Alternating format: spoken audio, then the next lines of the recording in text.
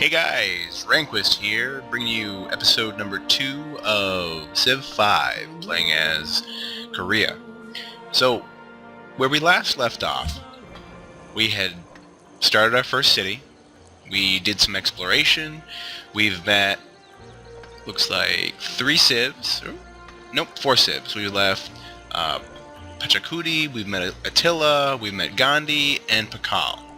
So, and oh yes, and also we created our first settler right here.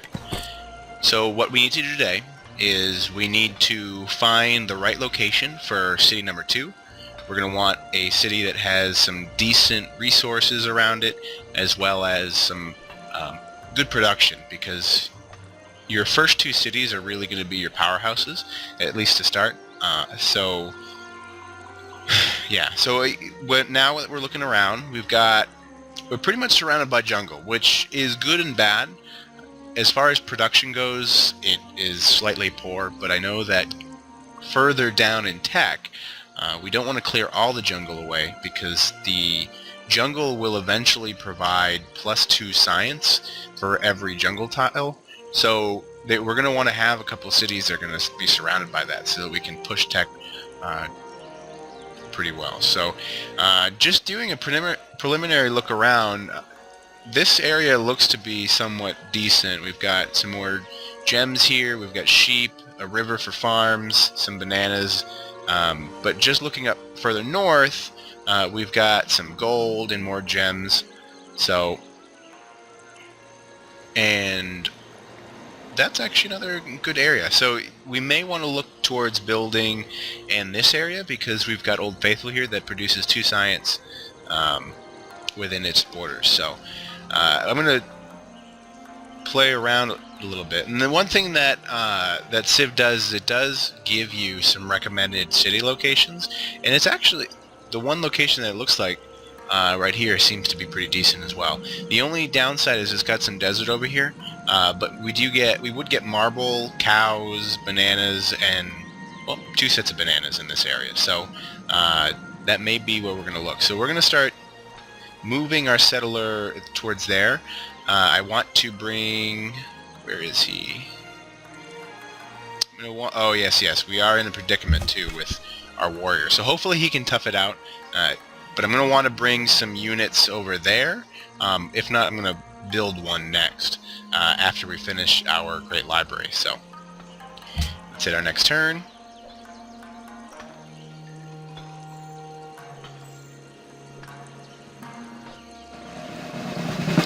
Okay, so it looks like our warrior survived that turn. He's a little bit low on health, so but he did get promoted. So there's a couple things we can do as far as the promotion goes. We can try to tough it out a little bit more and get one of these. So we've got Shock 1, which we're probably not going to want. We have Drill 2, which is the 2nd level of Drill. If you remember, earlier we got the 1st level, and this gives us an additional 15% combat strength in rough terrain. So that may be a good idea. Medic gives us an additional 5 health healed per turn, but that's for all the units surrounding it. So, you know, if we're going into an attack, we're going to want to see if we can have a medic in there with units adjacent. There's also cover, which gives defense against ranged attacks, and then amphibious amphibious, which gives it removes the penalty for attacking over a river. So I don't believe that those are going to be particularly useful.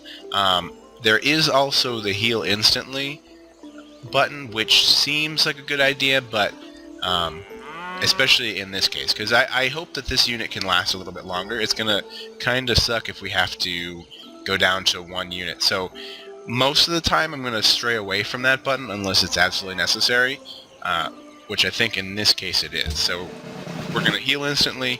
You notice we got almost full health now, and I think that we're going to actually stay in this spot because we've got 2 really low barbarians, which aren't going to really do anything, a middle guy, but then we've got 3 higher health barbarians. So we're going to wait that one out. And we've just met Elizabeth from England. We are pleased to meet you.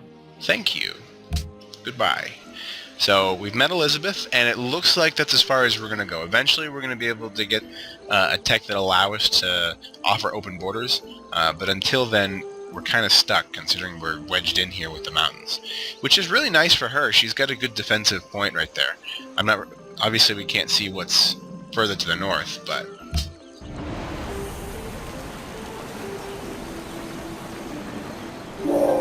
Thou shalt not muzzle the ox when he Animal treadeth out the husbandry. corn. If anybody wants to read that, I'll let them read it. Okay, so what animal husbandry does, for those that are new to the game, it'll unlocks horses onto the map. So if we go back, we'll be able to see some, and I think we actually have some within our borders.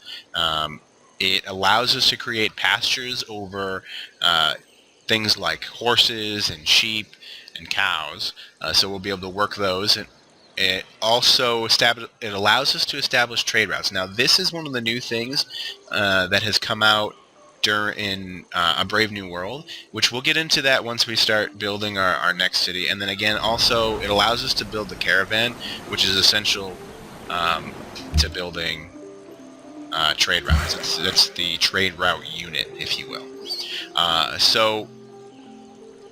Okay, so what do we do next? Also, another thing too that's really nice in the game, since A Brave New World in the past couple expansions, they have for those that are new, they have a really decent tooltip type system. So if you're ever confused as to what you should do, it's always good to, let's see, where is it? It's always good to, sorry, there goes my phone. Check with your advisors, and they'll pop up from time to time and tell you exactly what you need what they think would be a good thing to do for your civ. So I was right. So if we look back into our city, we just hooked up our silver, so now we've got 2 luxury. That thing is blown up. Excuse me. So we've got 2 luxury items. We've got silver, and we've also got diamonds, which is fantastic. So if we look into our city management, we notice that the workers, we're still on production focus. The workers are utilizing the main city, which has 2 hammers, the gems over here that has 3 hammers and 3 gold, the silver, which is a fantastic tile. It gives us 1 hammer with the mine, which is not very much, but it also gives us food and gems and money as well. And then it looks like the overflow is utilizing the the deer right here. But if you notice, we've got horses here, so the horses are going to give us 2 hammers plus food, and the pasture will add to that.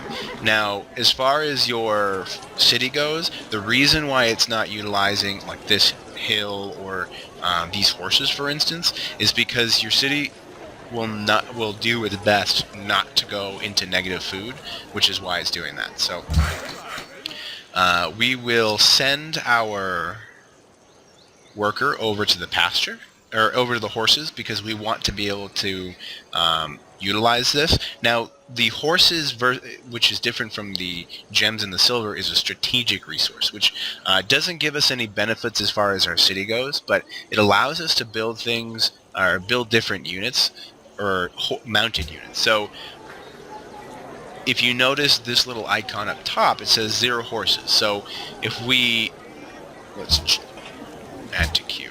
So if we look at the different units, which unfortunately we do not have them here, one of the horses would be like, we'll just say horse archers. So say if we had horse archers unlocked, what that would do is we would only be able to build a horse archer unit if we had available horses in our inventory, or in our as a strategic resource.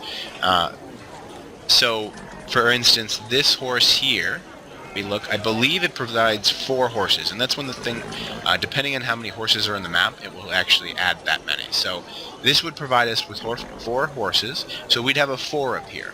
And so when we're building the units, we would only be able to build 4 horse archers. And as we build them, this number would tick down. Now, you never actually lose the unit. So for instance, say a barbarian came by and pillaged our pasture, what we would do is we get a penalty towards our attack for those units, at least until we regain those resources. So let's move our... Oh, we've got that one moved, and let's go to the next turn. I want to get our units over towards our city so that we can have protection for our settler. Because as you can see, we've got a ton of barbarians in the map, and we wouldn't want to send our settler out this way and then have a barbarian take it, because that would be a waste. So, trying to kill it.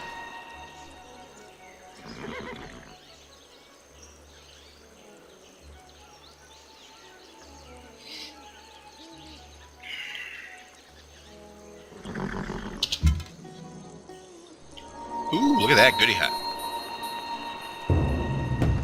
More barbarians. That's a pain.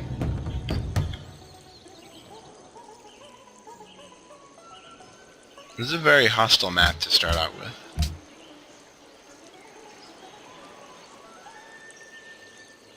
An unmet player has entered the classical era. Ooh, not very good. Send him back to heal. We'll push this way, and look at that. We have met Hanoi.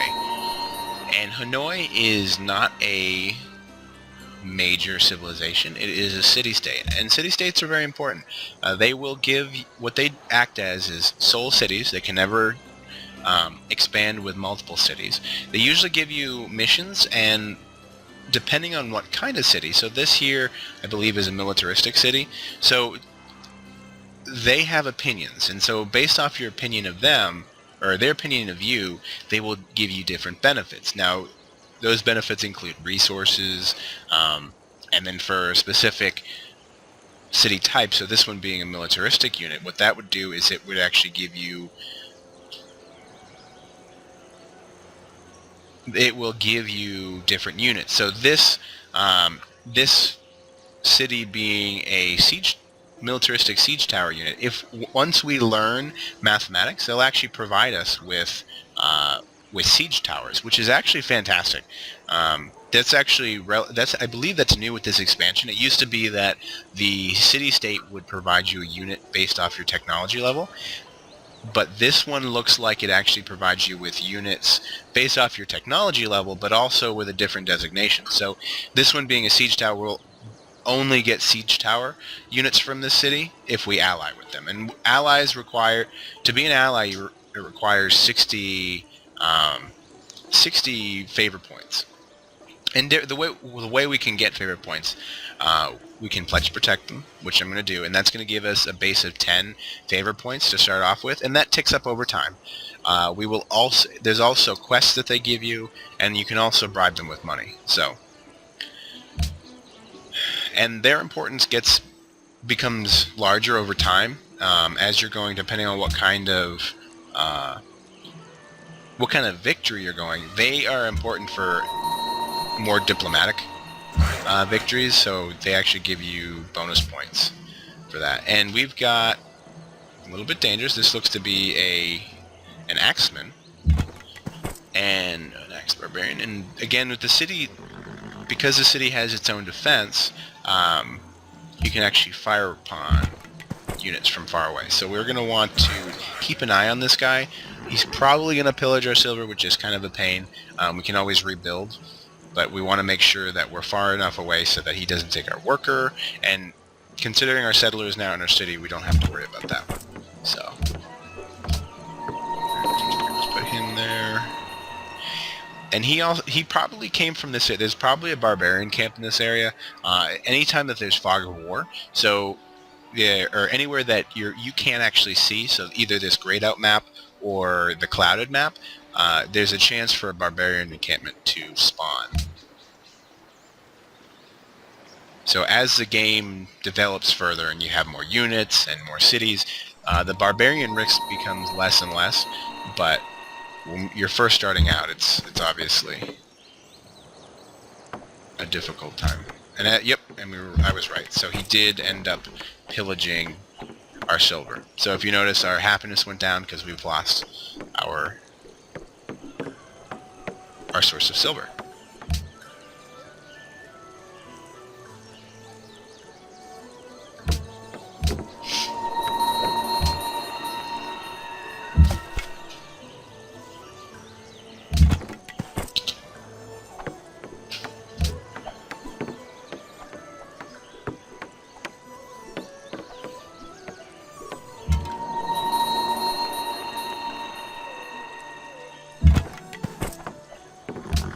Come on, guy.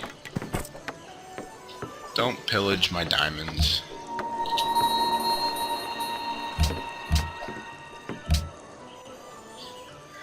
And you guys need to hold out. You really do. You've done so well.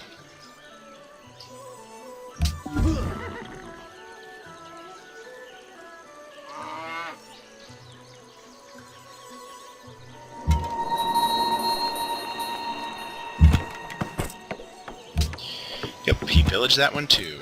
He's gonna die. How much money do we actually have? Some money, so let's... Probably should have done this a while ago. Let's purchase this archer. I can't use him yet.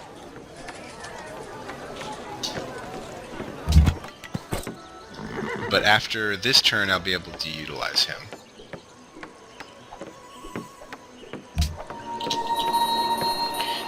He is starting to royally piss me off.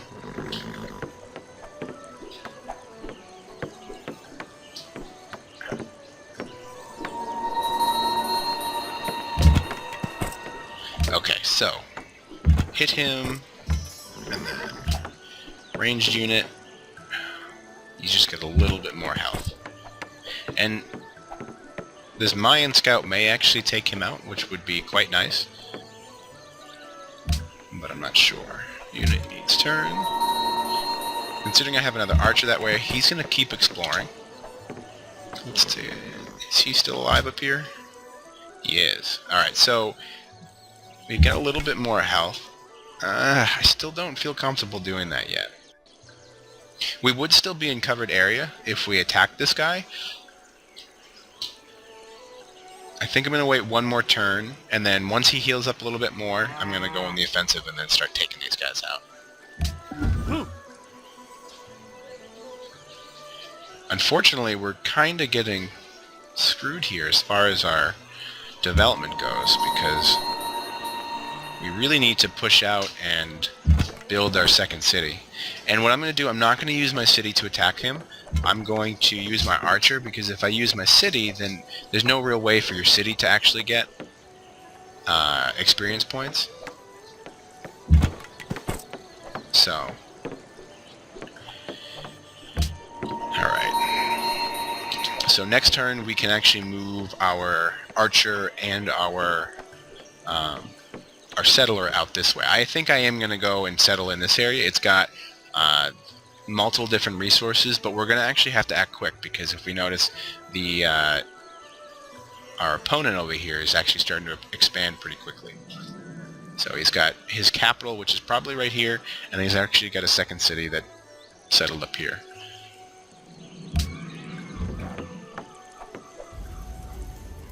And we've met Främling, välkommen till Snökonungens... Gustavus Adolphus Jag är Gustav from Adolf, Sweden. medlem av den aktade Vasaätten. I don't know what you said. Even brute beasts and wandering birds do not fall into the same traps. Okay, so we've learned trapping, and I'm very excited. We have one more level until our great library is built, which is fantastic. Push that guy out, push him out. Ugh, more barbarians, really?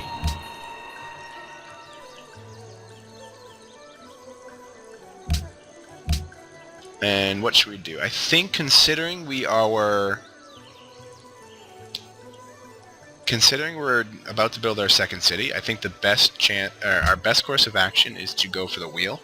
This will allow us to construct roads, and roads are necessary. What they do is they eliminate some of the penalty for going over terrain, and you'll actually be able to, I believe for roads on plains, you'll be able to travel 3 spaces for each, which is nice. And then also unlocks the water mill, which gives us more food and production, but we have to be next to a river. And it also gives us our chariot archer. And now, again, this is one of those examples of your mounted units. So it's a ranged unit, and it requires 1 horse to be produced. So let's choose that. Actually, considering, let's take a look again before we... So, once we build the Great Library, that gives us a free tech, which is fantastic. We can actually build drama and poetry, which requires 6 turns. So, as far as tech goes, that's a huge tech in our favor. It allows us to build a national epic, we can get an amphitheater in our cities, we can build writers' guilds, and the Parthenon as well. So, that is really, really nice. Min He vän, wants to accept det är embassies. min övertygelse att denna uppgörelse kan gagna både mitt och ert folk. And he's way over there. Libraries are The Great Library. Fantastic. full of true virtue, and that without delusion or imposture. So we get 1 free technology, we get a free library in that city, which is nice, and it contains 2 slots for great works of writing, which is really cool. And that's definitely something that's Wisdom new and in virtue are like the 2 wheels of a car. A Brave New World. You get new works of art. So you have you have 3 different categories for works of art. You have your great music works, you have your great writing works, and you have your great painting works, or your artworks. And depending on the buildings that are inside your city, they can house different items. So, thank you. So we have our capital city that is allowed to house a great painting. So if you notice, there's a slot. And then there's also your great library, which gives you 2 works of art. Now, there is also, for certain buildings, you get different combination abilities. So for the Great Library, if you have 2 different works from 2 different artists that are from 2 different eras, you'll get an additional bonus on top of getting your theming bonus. To maximize your bonus, make sure that your great work slots are filled with writings from different eras and different civilizations. So we will definitely look to try to make that happen. Alright, so we've got a free tech. We can choose any one of these options.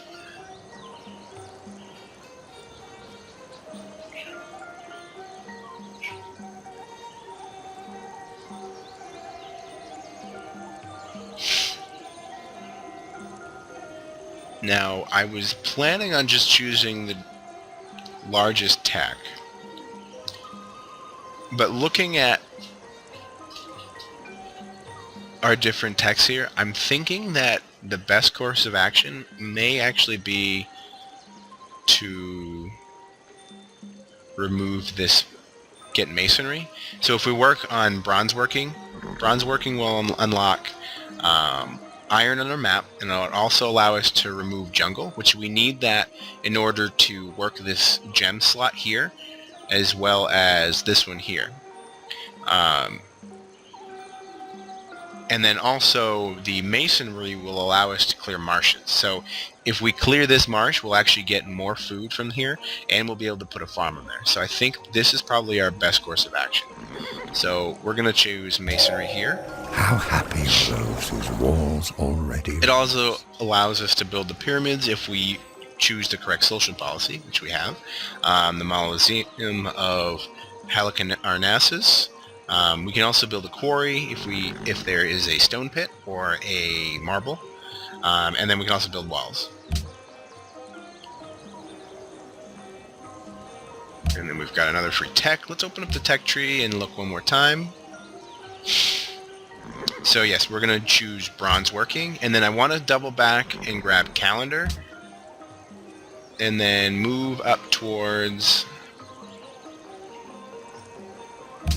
mathematics. And then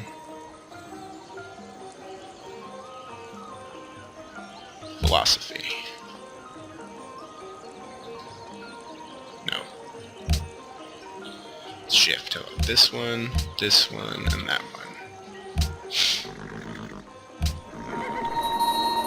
So we need to have our worker come back and rebuild.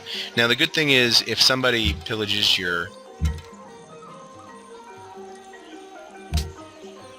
tile, it takes less time to rebuild it than if you were rebuilding a new one. So it's not. Would you be interested in a trade agreement with England? Thank you very much. It's not as bad as rebuilding to begin with.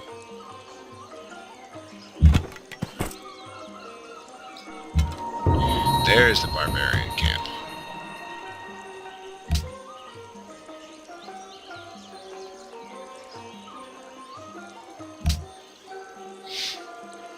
Oh yes, so let's look at this guy. Let's move him back this way.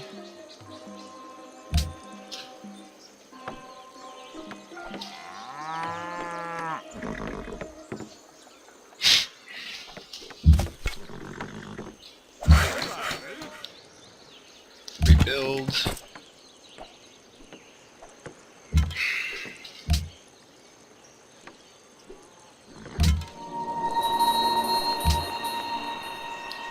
Huh, this is getting tricky.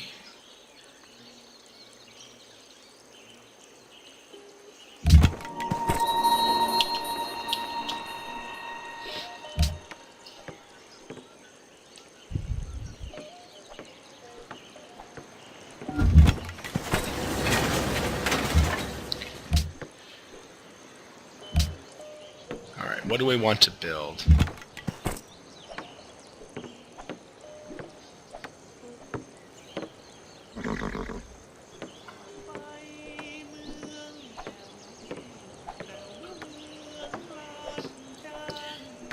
We've got deer. Okay, so I think I'm going to build a granary, and then I'm going to build a watermill. That's going to give us +2 food, and it's also going to give us an extra production, and then double back, build a granary, and then look to see what we have from there.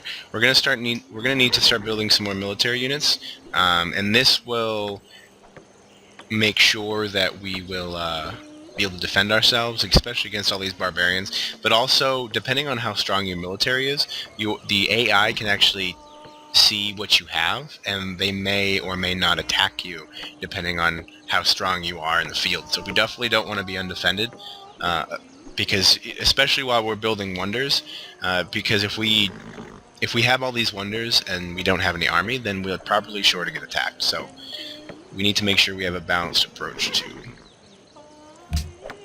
our gameplay. Move him.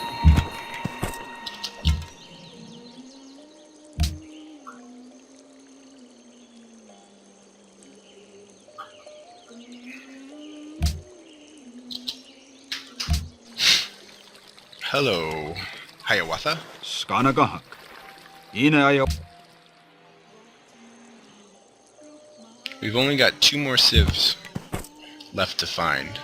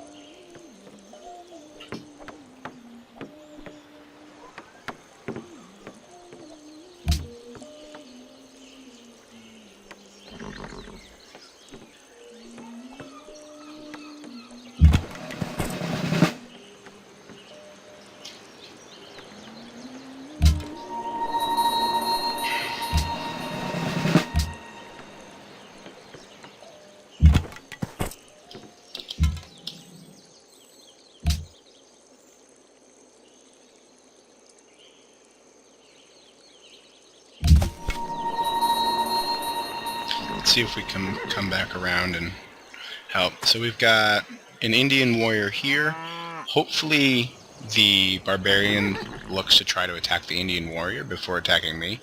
That would definitely give me a little bit of help. And again, this is our scout archer, so worst comes to worst, we can actually fall back a couple spaces.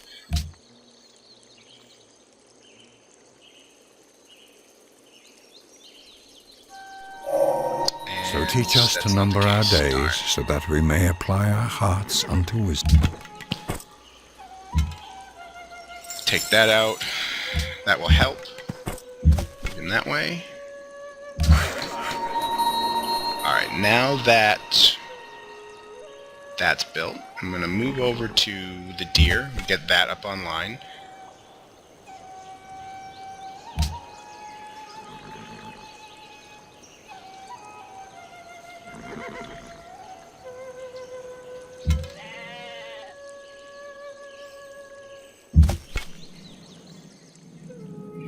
Ooh.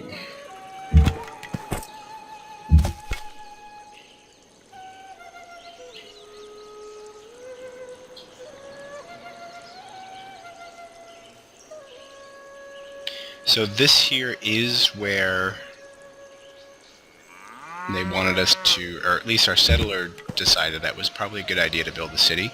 I'm going to look a little bit more this way, just because there may be some more resources on this side before I build.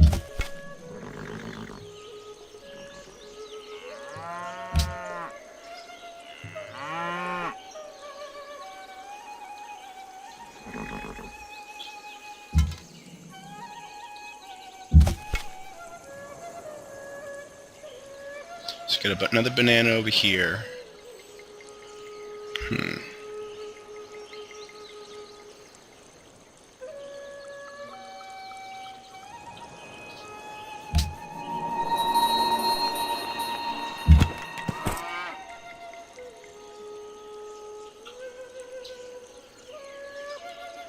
Okay.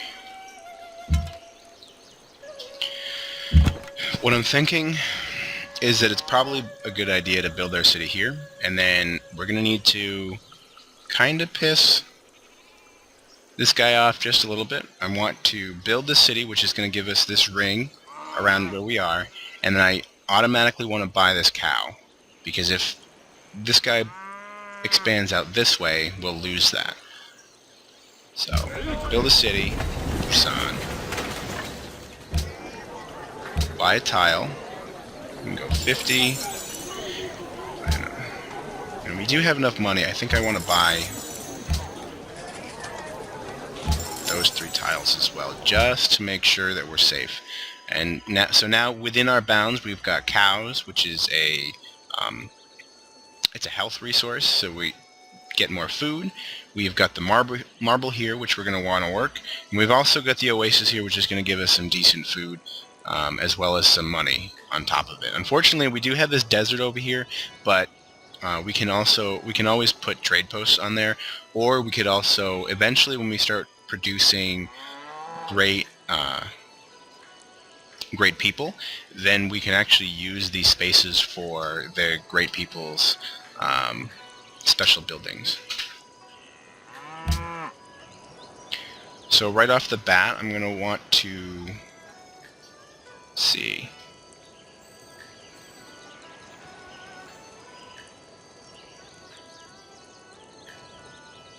Let's build a monument, and this will give us some added culture.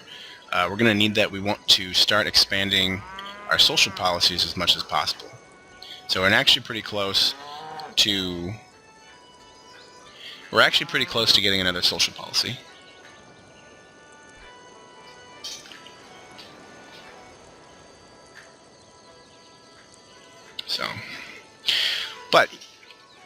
So looking at the time, I think this is where actually I'm going to put a cut in this video. We got a pretty decent amount done. We've discovered a couple more civs. We started our second city, which is great. We did get to complete the Great Library, which is fantastic. That will definitely push us towards getting a higher tech level. And as you can see, we're already producing 10.5 science from that city, pretty much just from that. And then another thing too is as far as, let's take a look real quick.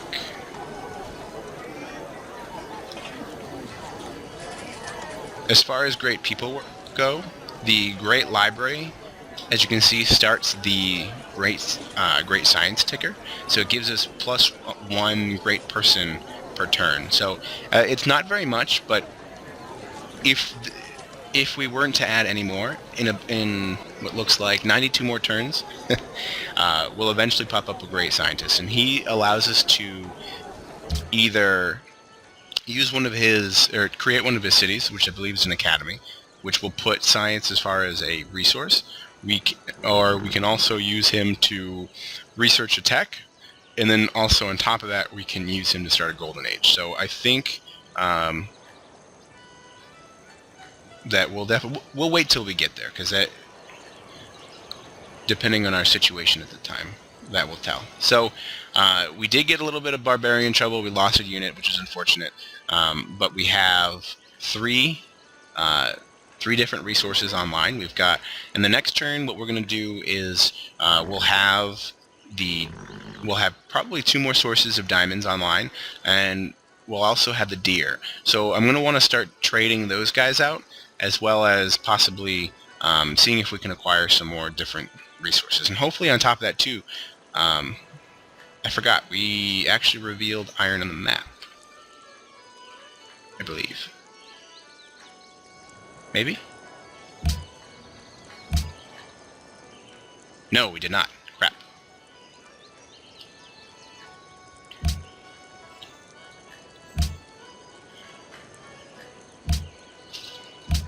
So let's do that. So next turn we'll reveal iron, and hopefully we'll have some within our bounds, or at least close by, so that we can expand in that area. So, alright guys, we'll see you next time. Bye-bye.